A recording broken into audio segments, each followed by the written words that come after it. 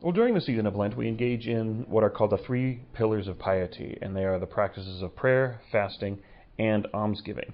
And while we have a particular focus on fasting and prayer, it's important to remember that almsgiving or charity is also an important practice for this season.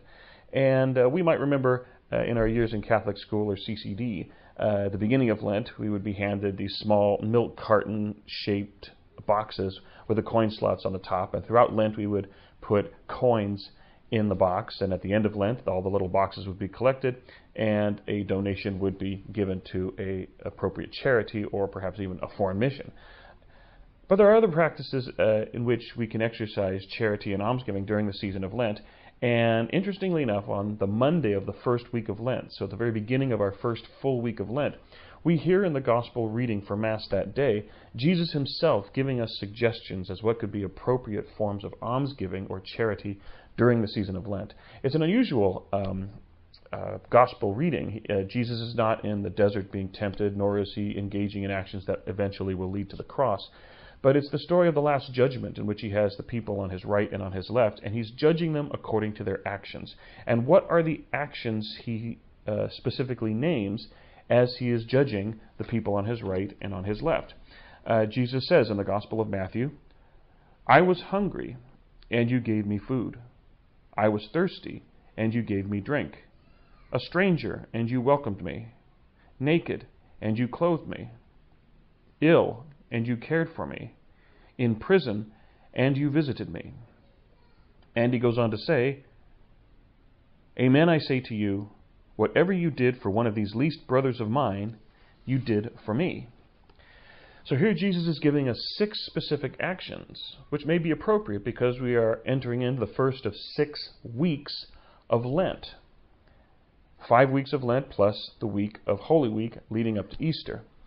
It could be an appropriate practices that we can do, one for each week, or one of these practices toward those in need that we would focus on for this particular season of Lent. The most difficult of them might be perhaps visiting those who are in prison, because, of course, with the prison systems, and one has to consider background, training, and security. But there are many dioceses and even many parishes that have arranged a ministry to those who are imprisoned, and parishioners are able to be trained so that they could participate in that ministry. But you look at the other practices that Jesus names just in that passage, the other 5, they are very accessible and very doable, especially through our local parishes. I was hungry and you gave me food. Volunteering at a kitchen that gives food to those who are in need, to the hungry and to the poor, the homeless. I was thirsty and you gave me drink. Again, donating water to an emergency organization or to a shelter to give water to those in need. I was naked and you clothed me. When was the last time we went through our closet to see what clothes we have that we never wear, or that have grown old but are still wearable?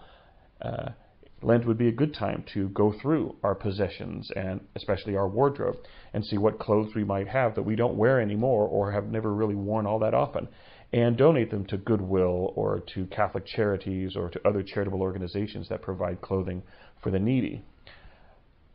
I was a visitor, or I was a stranger, and you welcomed me. Is there anyone who's new to your neighborhood or to your parish, in which expressing and extending a hand of welcome and hospitality could express the hospitality and welcome of the parish or your local community? I was sick, and you cared for me or visited me. Are there any loved ones, family members who are sick, who perhaps could benefit from a visit? Neighbors, fellow parishioners. Many of these are actions we could engage in during the season of Lent and then carry on once Lent is done as a regular practice of ours, of visiting the sick, feeding the hungry, clothing those who are in need. And so during the season of Lent, while we focus on giving something up for Lent and the days of abstinence and fasting, while we focus on growing in our habits of prayer, let us also consider how we can engage in that other pillar of piety of almsgiving and charity, perhaps using as a guide the Last Judgment, when Jesus says, "Whenever you have done these to the least little ones of mine, you have done it for me."